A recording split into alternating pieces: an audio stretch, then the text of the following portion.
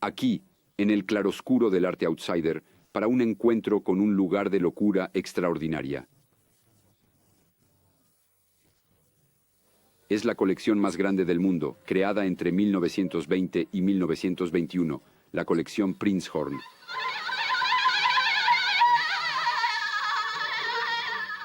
En el origen de esta colección había una idea: buscar el diagnóstico en los trazos del dibujo.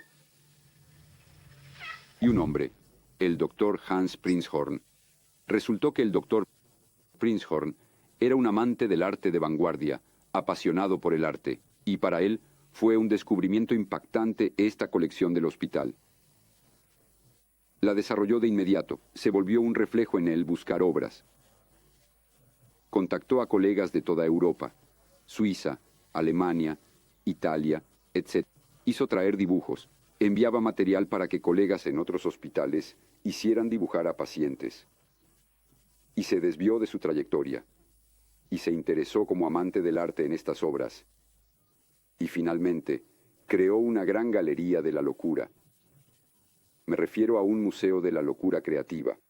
En una Europa aún enferma por la guerra, Prinzhorn publica sus expresiones de locura. El mundo descubre a Freud y sus ideas caen en terreno fértil. Hay una imagen visual de esta expresión de la locura. Tras los muros del manicomio, los colores estallan, como los de Auguste Claes. Era un ojo peligroso, y veía todo tipo de cosas en las nubes. Al mirar objetos naturales, como una piedra, veía apariciones. Así, el dibujo surgía del azar, trayendo figuras sin premeditación.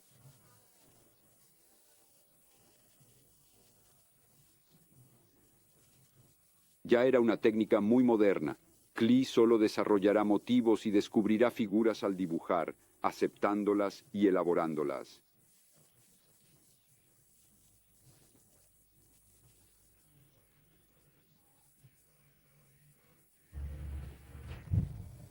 Las confidencias de los locos, decía Breton, pasaré mi vida provocándolas.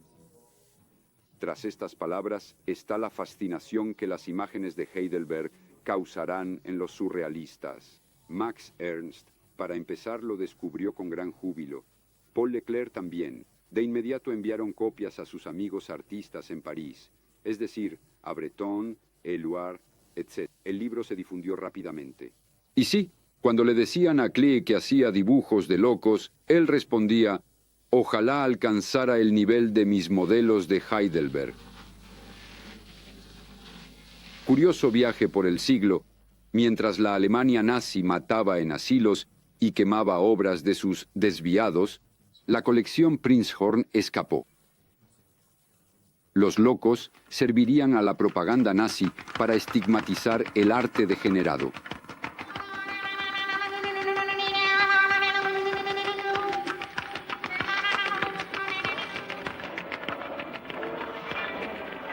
Pero en la época de Prinzhorn, una sensibilidad similar nació en otros lugares.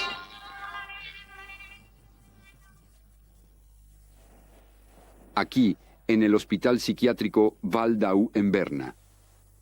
En una pequeña oficina, casi un trastero, otro hombre dará lápices de colores a la locura, Walter Morgenthaler. El doctor Morgenthaler revelará a quien se convertirá en uno de los grandes artistas suizos del siglo. Su mirada se asemeja a la de sus personajes. Es él, Adolf Wölfli.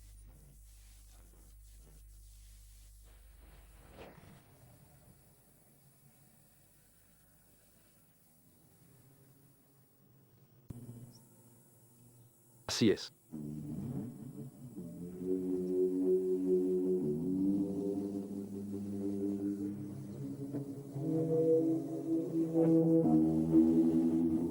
Sí, de acuerdo.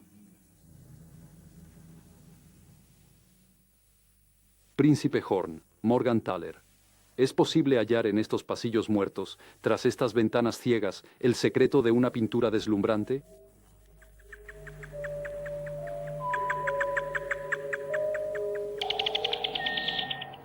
Quizás debamos imaginar para ello una soledad increíble. Si no, ¿cómo explicar el color? Es la rebelión del hombre contra el encierro. Es la rebelión del ser humano que sufre por el entorno en que está. Eso era lo interesante para la época. Eso es lo que siguió siendo interesante por mucho tiempo.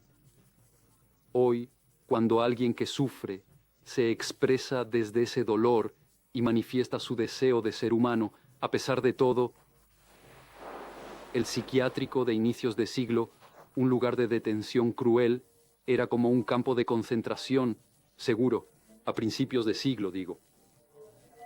Bueno, en ese caso tenemos un encierro particularmente agravado y se podría decir cínicamente que el beneficio secundario de este encierro es la única respuesta de estos detenidos.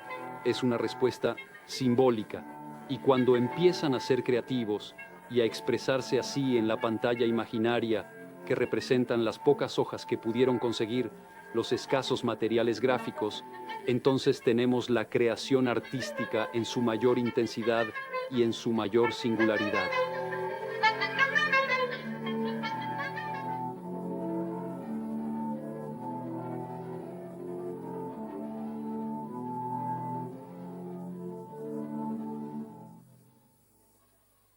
Adiós.